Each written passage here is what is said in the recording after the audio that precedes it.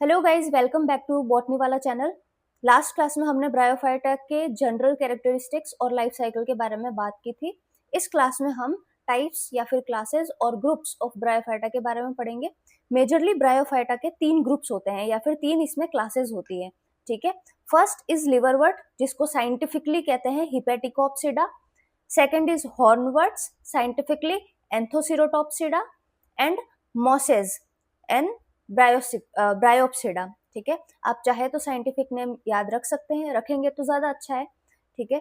Otherwise आप जो इसके कॉमन नेम्स हैं दैट इज लिवरवर्ट्स, हॉर्नवर्ट्स एंड मॉसेज, ये याद रख सकते हैं। एनसीईआरटी में आपके हॉर्नवर्ट्स नहीं दिया हुआ है, बट हम इसमें इसको ब्रीफली कवर करेंगे क्योंकि हमें पता होना चाहिए। हम ब्रायोफाइट्स पढ़ रहे हैं तो हमें इनके बारे में भी पता होना चाहिए। तो देखिए, 3 इसकी क्लासेस होती हैं। इन तीनों में अलग अलग तरीके के डिफरेंसेस होते हैं। इसमें से एक मेन डिफरेंस जो बहुत ही हाईलाइटेड है, बहुत ही इंपॉर्टेंट है, उसको हम यहीं पे डिस्कस करते हैं, विच इज, मैंने आपको जनरल कैरेक्टरिस्टिक्स में बताया था कि जो ब्रायोफाइट्स के स्पोरोफाइट्स है वो गैमेटोफाइट पे कंप्लीटली डिपेंडेंट होते हैं। बट जब हम क्लासेस में आते हैं तो लिवरवर्ट्स के जो स्पोरोफाइट है they are completely dependent on gametophyte for what food, shelter and water. ठीक है। उसको फूड वो खुद से नहीं बना सकता है तो फूड भी चाहिए उसको वहां पे रहने के लिए शेल्टर भी चाहिए, और तीसरा वाटर भी वहीं से वो एब्जॉर्ब करता है। ठीक है। But in hornworts and mosses the sporophyte is only partially dependent. Why? Because hornworts और मॉसेस के जो स्पोरोफाइट्स होते हैं they are photosynthetic. Okay. They contain chlorophyll, they can photosynthesize and synthesis their own food, but they still need water। ठीक है। Without water photosynthesis तो होने से रहा। ठीक है। तो वाटर उन्हें चाहिए गैमेटोफाइट से और शेल्टर उन्हें चाहिए। तो for these two things they are dependent on gametophyte still. Okay. So that's why here I have written that in liverworts sporophyte is completely dependent on gametophyte, but in hornworts and mosses sporophyte are partially dependent. Why? Because these are photosynthetic sporophytes. Okay. अच्छा, लिवरवर्ट्स को लिवरवर्ट्स क्यों कहते हैं, हॉर्नवर्ट्स को हॉर्नवर्ट्स क्यों कहते हैं और मॉसेस को मॉसेस क्यों कहते हैं? ठीक है। लिवरवर्ट्स जो है because their shape is like liver. Okay, tongue twister हो रहा है यहाँ पे, I am sorry for that.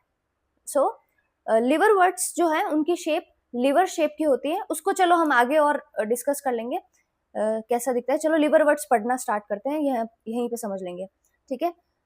लिवरवर्ट्स they are found at banks of streams, marshy areas on tree trunks. मैंने जनरल कैरेक्टरिस्टिक्स में बताया था कि bryophytes are found at moist regions and in shady regions. दो कंडीशंस उनको रहने के लिए चाहिए, that is moisture and shade. Okay.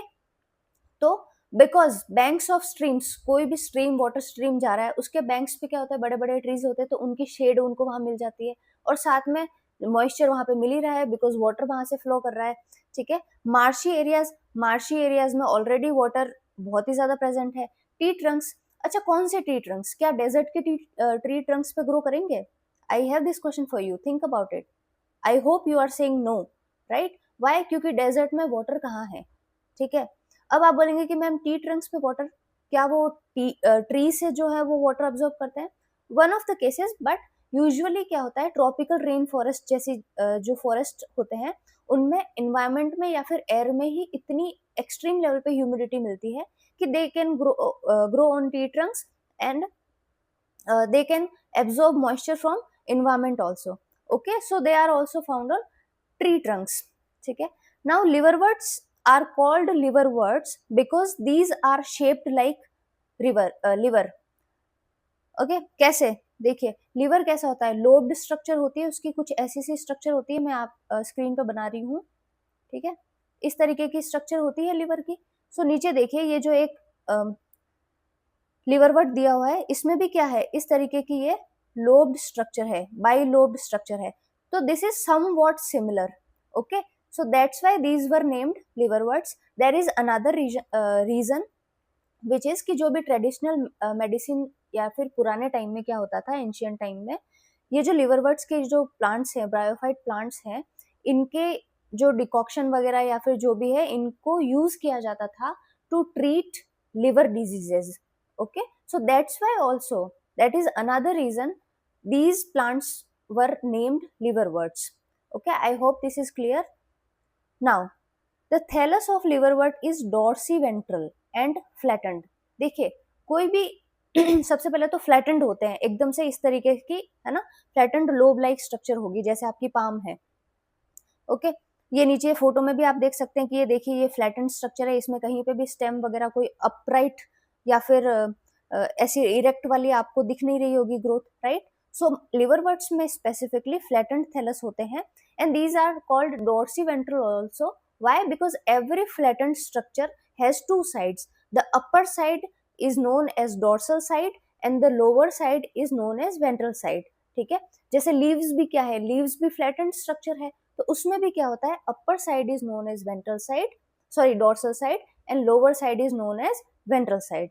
Okay, so the thallus is dorsiventral. Dorsiventral का मतलब समझ में आ गया है, and these are flattened. Now in these unicellular and unbranched rhizoids are present. ये मैंने पिछली क्लास में बता दिया था. ठीक है, फिर भी हम यहाँ पे एक बार राइजोइड बना के देख लेते हैं.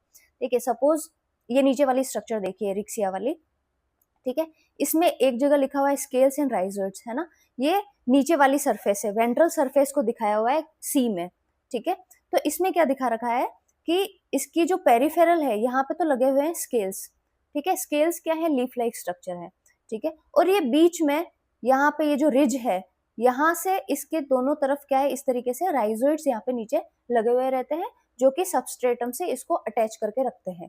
ठीक है, तो ये राइजोइड्स कैसे होते हैं, इस तरीके के होते हैं. ठीक है, ये इसकी वॉल हो गई, आउटर वॉल, और इस तरीके से सिंपल यूनिसेल्युलर एंड अनब्रांच्ड, इसकी कोई ब्रांच नहीं निकल रही है, राइट. स्केल्स कैसे होते हैं, मल्टी सेल्युलर स्केल्स होते हैं. सपोज इसके स्केल्स कुछ इस तरीके से दिखते हैं. ठीक है, leaf like. Okay, but these are multicellular, बहुत सारी सेल से मिलके बने हुए होते हैं. ठीक है, ये आप समझ गए होंगे.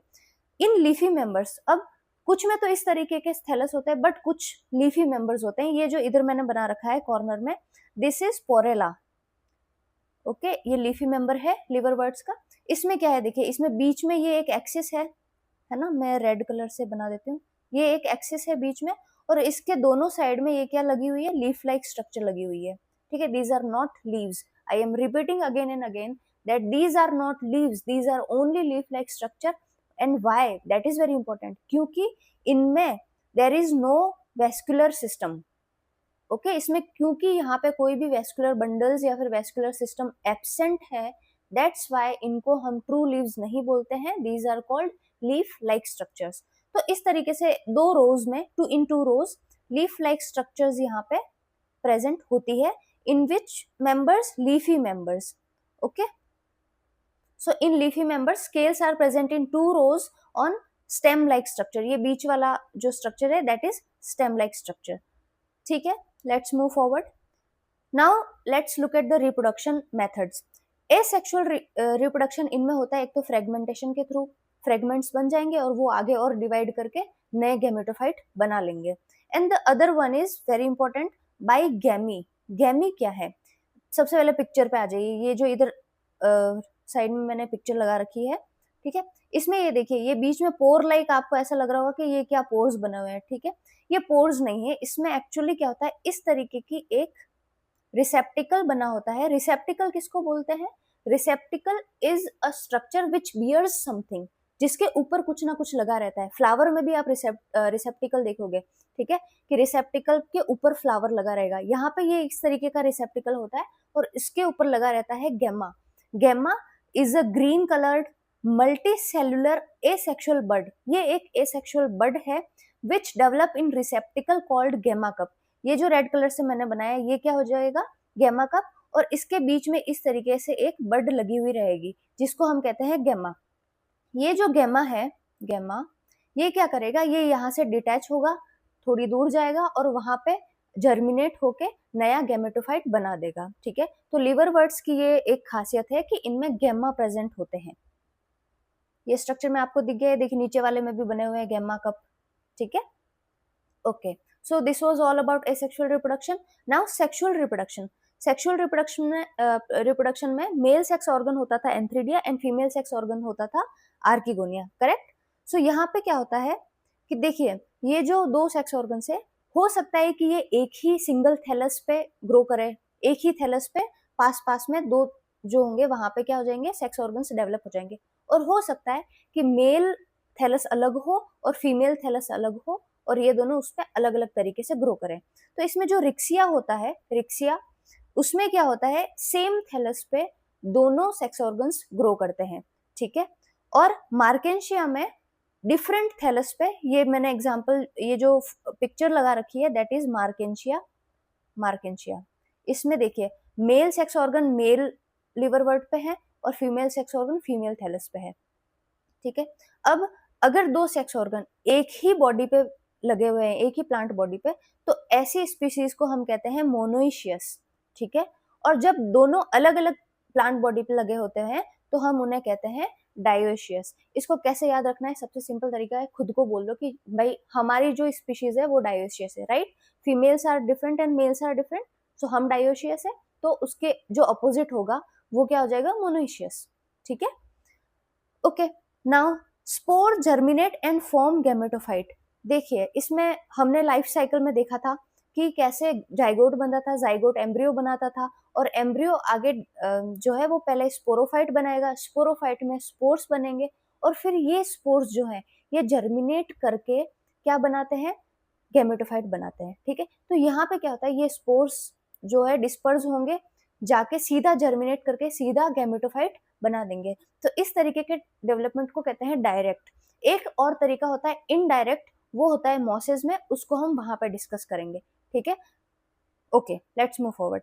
इलेटर्स आर प्रेजेंट, कहाँ प्रेजेंट होते हैं, देखिए इनके जो कैप्सूल होते हैं, अच्छा मैं यहाँ पे जो है अब सारी स्ट्रक्चर वापस रिवाइज नहीं करूंगी कि स्पोरोफाइट में फूड सीटा कैप्सूल होता है, बिकॉज हमने ऑलरेडी डिस्कस कर दिया and that is common for almost everyone. अगर वहां पे कुछ डिफरेंट आएगा तो वो वहां पे मेंशन हम स्पेसिफिक ग्रुप में कर देंगे, ठीक है। तो elaters are present in capsule, capsule में क्या होता था, कैप्सूल में स्पोर्स बनते थे, तो इलेटर्स वहां पे प्रेजेंट होते हैं। इलेटर्स क्या होते हैं, ये यूनिसेलुलर स्ट्रक्चर्स होती है, ठीक है। इलोंगेटेड एक सेल होगी, यहाँ पे बना के देख लेते हैं, मार्किंग हटा दिया मैंने, ग्रीन कलर में देखिए ये, ठीक है। इस तरीके से एक इलोंगेटेड सेल होगी और इसके आसपास स्पाइरल फॉर्म में एक थिकनिंग प्रेजेंट होगी। थिकनिंग किसकी होगी, लिग्निन की, किसकी, लिग्निन, ठीक है। तो ये इस तरीके की जो सेल्स हैं ये प्रेजेंट होती है कैप्सूल में विद स्पोर्स। इनका काम क्या है, देखिए ये जो थिकनिंग है, लिग्निन वाली थिकनिंग, ये होती है हाइग्रोस्कोपिक, ठीक है, यानी कि वाटर एब्जॉर्ब करती है। तो ये वाटर एब्जॉर्ब करके रखती है और जब ड्राई स्टेट आती है, यानी कि आसपास मॉइस्चर कम हो जाता है, ड्राई एनवायरनमेंट होता है, तब इनमें से मॉइस्चर लूज होना स्टार्ट होता है, ठीक है। दे स्टार्ट्स लूजिंग मॉइस्चर, और जब मॉइस्चर लूज होना स्टार्ट होता है तो आपने स्प्रिंग देखी है, ठीक है। तो सपोज स्प्रिंग ऐसे जो है वो पिचकी हुई है, जब वाटर है तो इसमें ऐसे ही होता है, ये जो इसकी थिकनिंग है ये इस तरीके से अरेंज होती है, पर जैसे जैसे ड्राई होता जाता है ये स्प्रिंग इस तरीके से मूव करती है, ठीक है। तो पूरी सेल जो होगी इलेटर सेल, ये इस तरीके से मूव करती है और जब ये ऐसे मूव करती है तो इसके आसपास जो भी स्पोर्स होंगे उनको वो बाहर की तरफ क्या करेगी, फोर्स करेगी, ठीक है। तो ये इनका काम होता है स्पोर्स को दूर दूर तक डिस्पर्स करना, ठीक है। तो इलेटर्स का आई होप आपको समझ में आ गया होगा कि एग्जैक्टली क्या है। ऑल्दो आपको इतना ही याद रखना है कि इलेटर्स इसमें प्रेजेंट होता है, बट हमें पता होना चाहिए कि इनका काम क्या है और कैसे इनकी मैकेनिज्म है, ठीक है। चलिए अब हम पढ़ते हैं हॉर्नवर्ड्स। हमारा लिवर वर्ड्स कंप्लीट हो गया है, हॉर्नवर्ड्स पे आते हैं। हॉर्नवर्ड्स नाम में देखिए, नाम में है horn. Why these are called hornworts, because इनका जो स्पोरोफाइट होता है, कौन, स्पोरोफाइट जो होता है, स्पोरोफाइट, ठीक है, it looks like horns of animals, horns of animals, so that's why इनको नाम दे दिया गया हॉर्नवर्ड्स, ठीक है। बहुत ही ब्रीफ डिस्कशन करेंगे इसके बारे में हम कि इनकी प्लांट बॉडी कैसी होती है। इनकी प्लांट बॉडी भी थैलस टाइप की होती है। ये नीचे देखिए, ये जो रियल पिक्चर मैंने लगा रखी है यहाँ पे भी, ये नीचे वाला जो पार्ट है ये थैलस टाइप है। ये जो ऊपर आपको दिख रहा है, इनको आप ऐसे मत बोलना कि मैम ये देखो ब्रांचेस निकल तो रही है ऊपर, दीज आर स्पोरोफाइट, ठीक है। हमें मेन प्लांट बॉडी तो गैमेटोफाइट ही होती है, तो उसी पे फोकस रहता है जब हम प्लांट बॉडी की बात करते हैं, ठीक है। तो प्लांट बॉडी तो कैसी है, थैलस टाइप की है। ये देखिए इधर, इधर बी में, ए में, ये थैलस टाइप की प्लांट बॉडी है, ठीक है। फिर स्केल्स एब्सेंट, चलिए ये देखिए ये इंपॉर्टेंट है, यहाँ पे इसमें स्केल्स नहीं होंगे, लिवर बर्ड्स में स्केल्स थे, ठीक है। और unicellular and unbranched rhizoids are present. Rhizoids तो है, वैसे ही है जैसे लिवरवर्ट्स में थे, बट स्केल्स यहाँ पे होते हैं absent. Sporophyte has only capsule foot, सीटा इज एब्सेंट। ठीक है, ये बहुत ही इंपॉर्टेंट है। ये देखिए, ये ए में देखिए आप, ये जो ऊपर वाली ये लॉन्ग स्ट्रक्चर है दैट इज कैप्सूल। ठीक है, हॉर्न लाइक कैप्सूल्स होते हैं इसमें। और ये जो नीचे वाला शॉर्ट स्ट्रक्चर है दैट इज फुट। इन दोनों के बीच को जो कनेक्ट करने वाला सीटा होता है जनरली, वो हॉर्नवर्ड्स में एब्सेंट होता है। ठीक है, okay. A special meristem present at the base of capsule, it divides and grow long giving an appearance of horn. अब इनके जो कैप्सूल है वो इतने लंबे हो कैसे जाते हैं? तो होता क्या है कि जो फुट है यहाँ पे, ठीक है, तो यहाँ पे बेस पे इस जो स्पोरोफाइट या फिर कैप्सूल है, इसके बेस पे एक स्पेशल टाइप का मेरिस्टेम प्रेजेंट होगा। मेरिस्टेम का काम क्या होता है? डिवाइड करना, सेल्स को कंटिन्यूसली डिवाइड करना, उसी को हम मेरिस्टेमेटिक टिश्यू कहते हैं, करेक्ट। तो ऐसा ये मेरिस्टेम क्या होता है, कंटिन्यूसली डिवाइड करता रहता है, और डिवाइड करने के बाद में क्या करता है, वो पूरा जो कैप्सूल है उसको इस तरीके से हॉर्न लाइक उसकी स्ट्रक्चर हो जाती है, क्योंकि वो ऊपर डिवाइड कर करके ऊपर की तरफ ग्रो करता रहता है। ठीक है, so that is the reason इनका हॉर्न लाइक स्पोरोफाइट होता है। Why? Because of the special meristem present at their base of the capsule. ये जो पूरा कैप्सूल होगा, कैप्सूल के बेस पे होगा, वो ग्रो करेगा और ग्रो करते करते ऊपर लंबा, काफी लंबा हॉर्न लाइक ये ग्रो कर जाएगा। यहाँ पे क्या होता है, सूडो इलेटर्स आर प्रेजेंट। अब मैम सूडो इलेटर्स क्या है? सेल तो वैसी ही होगी, इलोंगेटेड सेल होगी इस तरीके से, बट इसमें जो हमने थिकनिंग की बात की थी इस तरीके की लिग्निन की, वो यहाँ पे एब्सेंट होती है। ठीक है, तो ये सिंपल जो है इस तरीके की सेल होती है। तो क्योंकि यहाँ पे लिग्निन की स्पाइरल थिकनिंग एब्सेंट है, that's why these are called pseudo elaters. काम इनका अभी भी वही है, ठीक है, थोड़ी मूवमेंट कम होगी, बट सिमिलर टाइप की मूवमेंट करके ये स्पोर्स को क्या करेंगे, डिस्पर्स करेंगे। स्पोरोफाइट इज फोटोसिंथेटिक, हमने बात कर ली है, and they also bear stomata. अगर स्टोमेटा नहीं होंगे तो गैसियस एक्सचेंज कैसे होगा? फोटोसिंथेसिस के लिए वाटर तो वो गैमेटोफाइट से ले रहे हैं, बट गैसेस, तो गैसेस को एब्जॉर्ब करने के लिए या फिर गैसेस को लेने के लिए इनके पास में स्टोमेटा भी प्रेजेंट होते हैं। ठीक है, okay. Partially dependent on gametophyte, sporophyte हमने बात कर ली है। यहाँ पे gametophyte development is direct type, जो हमने पिछले में देखा था कि स्पोर्स जो होगा वो डिस्पर्स होगा और जर्मिनेट करके सीधा गैमेटोफाइट बना देगा। अब इनडायरेक्ट कैसे होता है वो अब हम डिस्कस करेंगे मॉसेस में। तो चलिए मॉसेस की बात करते हैं। देखिए मॉस किसको कहते हैं? मॉस जो वर्ड है उसका मतलब क्या है?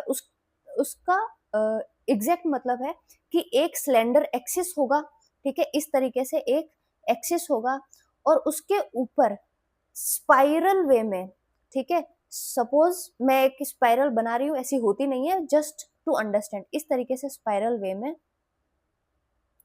लीव्स का अरेंजमेंट होगा। ये यहाँ पे लीफ लगी होगी, ठीक है, यहाँ पे लीफ लगी होगी, यहाँ पे लीफ इस तरीके से आगे पीछे। तो ये देखिए यहाँ पे जो है इस तरीके से स्पाइरल वे में जो है लीव्स अरेंज्ड होती है ऑन एक्सिस। तो इस तरीके के जो गैमेटोफाइट अगर प्रेजेंट है किसी भी प्लांट में, तो ऐसे सारे प्लांट्स को मॉसेस की कैटेगरी में रखते हैं। ठीक है, देखो पूरे प्लांट किंगडम में आपको कहीं पे भी गैमेटोफाइट, सेम गैमेटोफाइट जैसा इसमें है ना, कि स्पाइरल वे में लीव्स बियर कर रहा है, ऐसा गैमेटोफाइट आपको कहीं पे भी और देखने को नहीं मिलेगा। ये सिर्फ और सिर्फ मॉसेस में प्रेजेंट होता है। दैट्स वाई यहाँ पे मैंने लिखा है कि यूनिकली डिफरेंशिएटेड गैमेटोफाइट। ठीक है, एक तो ये, और डिफरेंशिएशन इसमें कैसा है, इसमें plant body is differentiated into leaf like, stem like and root like structure. पहले हम थैलस देख रहे थे, थैलस में क्या था, स्केल्स था, राइजोइड्स थे, ठीक है, बहुत क्लियर कट, कोई स्टेम भी प्रेजेंट नहीं था, स्टेम लाइक स्ट्रक्चर। बट यहाँ पे बहुत ही क्लियर और वेल डिफरेंशिएशन होता है यहाँ पे लीफ लाइक, स्टेम लाइक और रूट लाइक स्ट्रक्चर्स में।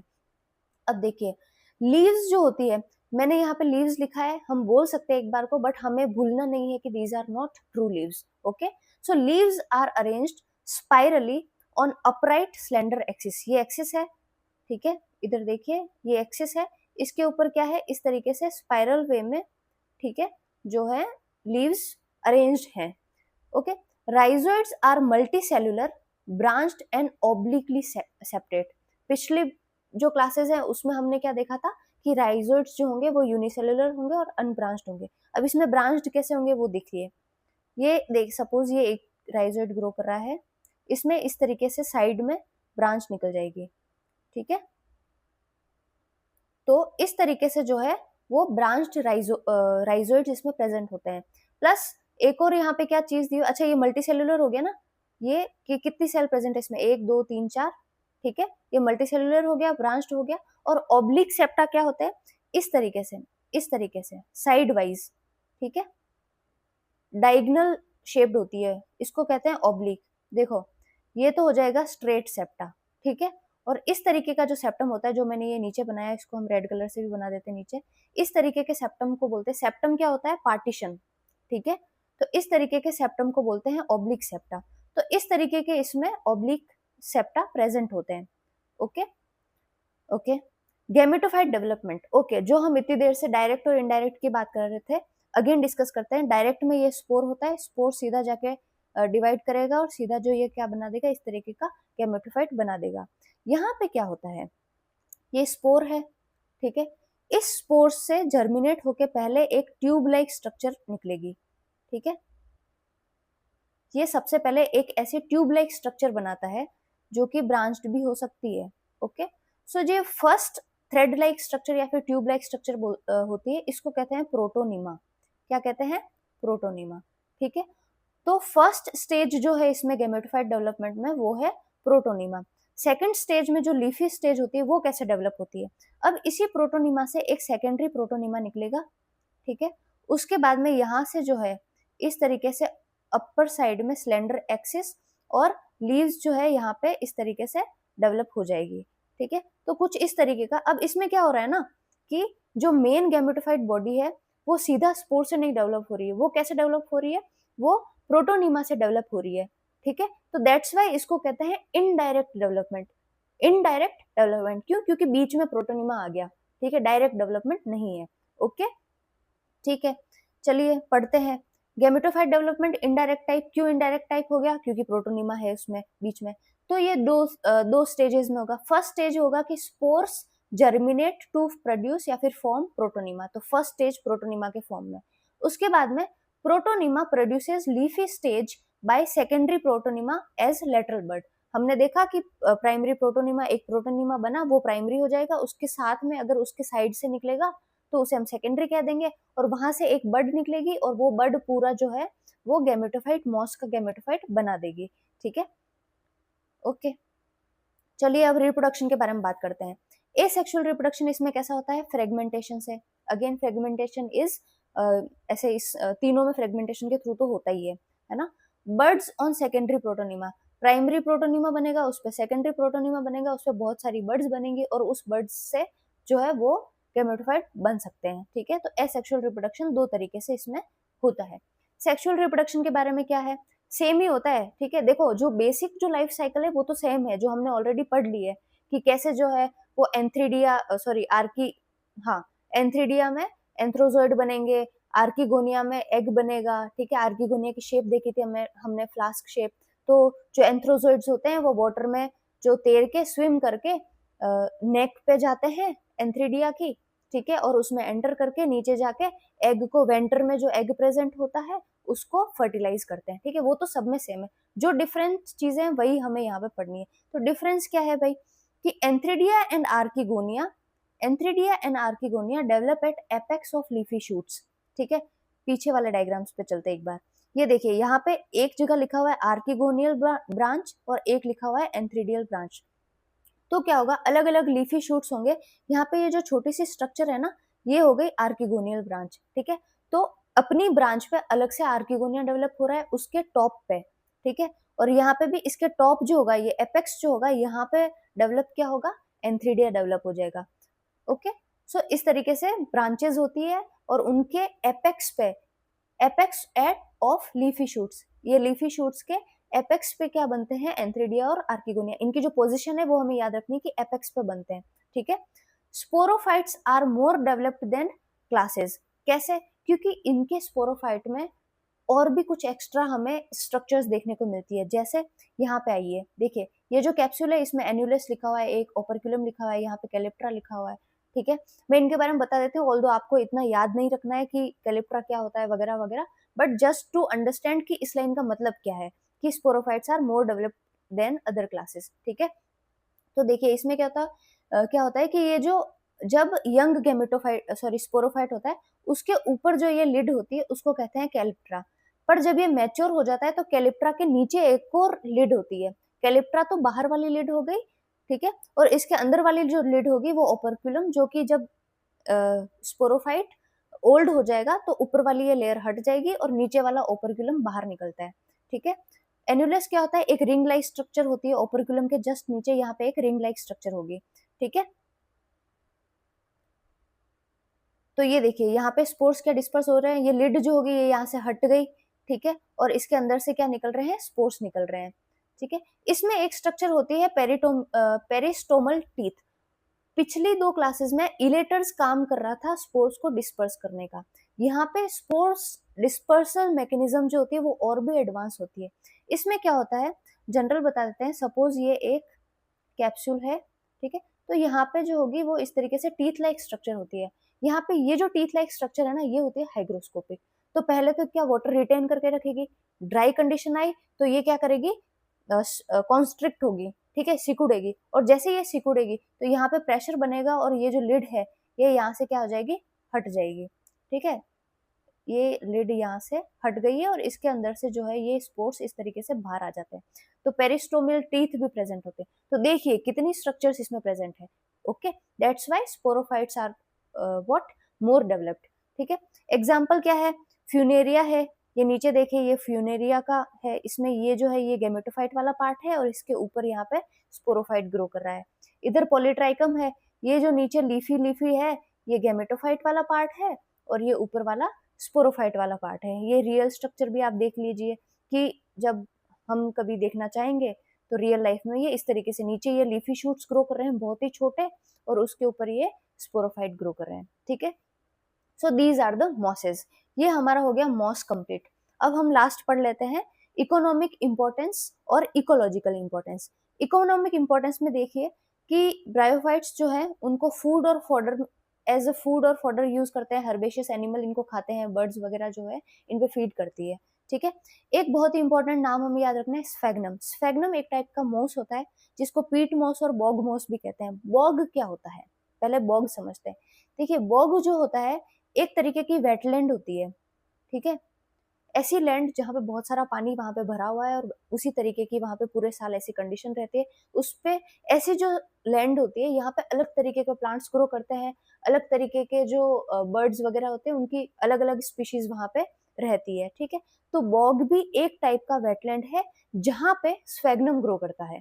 ठीक है, यहाँ पे स्फेग्नम ग्रो करता है बहुत ही एक्सट्रीम अमाउंट में, यहाँ पे सबसे ज्यादा मॉसेस ग्रो करते हैं और उसमें स्फेग्नम जो होता है वो भी ग्रो करता है। अब क्या होता है, बॉग में क्या होता है, ऑक्सीजन बहुत कम होती है क्योंकि पानी भरा हुआ है ऑल द टाइम। ठीक है, थोड़ी मार्शी मार्शी टाइप की कंडीशन है, नॉट एग्जैक्टली। ओके, तो ऑक्सीजन कम होता है और बहुत ही एसिडिक होता है, ये जो बॉग वेटलैंड होती है बहुत ही एसिडिक होती है। तो इसकी वजह से क्या होता है, जब ये स्फेग्नम इसकी उम्र कंप्लीट होकर जब ये प्लांट डेड हो जाता है तो इसका जो डीके और डिकम्पोजिशन है वो कंप्लीट नहीं हो पाता। क्यों, क्योंकि ऑक्सीजन ही नहीं है।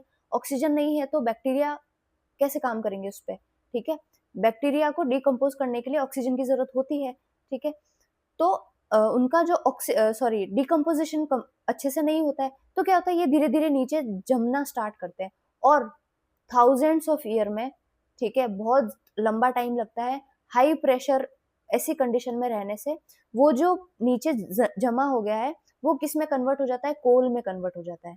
ठीक है, किस में कन्वर्ट हो जाता है, कोल में कन्वर्ट हो जाता है। ओके, और जब ये कोल में कन्वर्ट हो जाता है तो इसको हम निकाल के एज अ फ्यूल यूज करते हैं, कोल को भी हम एज अ फ्यूल यूज करते हैं। और ये जो कोल है, टाइप ऑफ कोल है, इसको कहते हैं पीट। ये देखिए पीट कहते हैं इसको। ठीक है, why, because it is made from स्फेग्नम।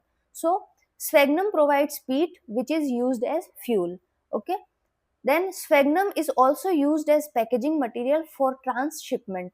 क्यों, okay, transshipment of living materials. देखिए कुछ सपोज हमें कुछ प्लांट्स हैं, ठीक है, या फिर फ्रूट्स हो गए, वेजिटेबल्स हो गई, ये क्या है, ये डेड मटेरियल तो नहीं है। ठीक है, तो इनको क्या करा जाता है, इनको अगर हमें दूसरी कंट्री में शिपमेंट उसकी करनी है, ठीक है, तो इनको पैकेज किया जाता है स्फेग्नम में। वाई? बिकॉज स्फेग्नम जो होता है वो इसमें वाटर रिटेंशन की कैपेसिटी बहुत ज्यादा रहती है, ठीक है, तो ये लंबे टाइम तक वाटर रिटेन करके रहता है और जो भी अंदर लिविंग मटेरियल है उसको डेसिकेट होने से बचा के रखता है, ठीक है। यहाँ पे देखिए, पिक्चर्स देखिए, ये तो हो गया पीट आपका, ठीक है, ये इस तरीके का दिखता है स्फेग्नम, ठीक है, जब ये ग्रो कर रहा होता है तो ऐसा दिखता है, ओके, और ड्राई होने के बाद में, हल्का सा ड्राई होने के बाद में ऐसा हो जाता है, और इसको हम क्या एग्जैक्टली इसको हम यूज करते हैं शिपमेंट में पैकेजिंग मटेरियल के फॉर्म में, तो स्फेग्नम को यूज करते हैं, ओके। इकोलॉजिकल इंपॉर्टेंस क्या है, हमने लास्ट क्लास में डिस्कस किया था कि ये सक्सेशन में हेल्प करते हैं, ठीक है। Bryophytes along with lichen grow on rocks पे ग्रो करते हैं, and they decompose rocks to form substrate suitable, substrate यानी सॉइल फॉर्म करते हैं, रॉक को तोड़ते हैं और ऊपर एक सॉइल की लेयर बनाते हैं, ठीक है। तो they form substrate suitable for growth of higher plants, ताकि दूसरे जो और भी प्लांट्स है, हायर प्लांट्स है, वो भी वहां के ग्रो कर सके, हमने डिटेल से डिस्कस किया ही था। तो एक तो उसकी इकोलॉजी में ये इंपॉर्टेंस है कि सक्सेशन में इसकी बहुत ही इंपॉर्टेंट इसका रोल होता है। फिर सेकंड क्या है, bryophytes bind soil tightly. Bryophytes जो होते हैं बहुत ही शॉर्ट प्लांट्स है, और इनके जो राइजर्स होते हैं, ठीक है, ये सॉइल को टाइटली बाइंड करके रखते हैं। तो जब भी क्या, सपोज रेनफॉल हुआ, तो यूजुअली क्या, अगर सॉइल पड़ी है तो रेनफॉल के साथ में क्या होता है, सॉइल भी वहां से इरोड हो जाती है ना, सॉइल पानी जो आता है, रेन वाटर, वो अगर बह रहा है तो वो सॉइल को साथ में लेके वहां से सॉइल रिमूव कर देता है, ठीक है। बट अगर वहां पे ब्रायोफाइट्स होंगे तो it will not be possible, ठीक है। So bryophytes bind soil tightly and reduces soil erosion from rainfall, okay. So this was all about bryophytes, ठीक है, ये देख लीजिए, क्लासेस ऑफ ब्रायोफाइट्स, ठीक है। I hope you like the lecture and you understood everything, and next class में हम pteridophytes complete करेंगे, okay. Stay tune to the channel and have a good day.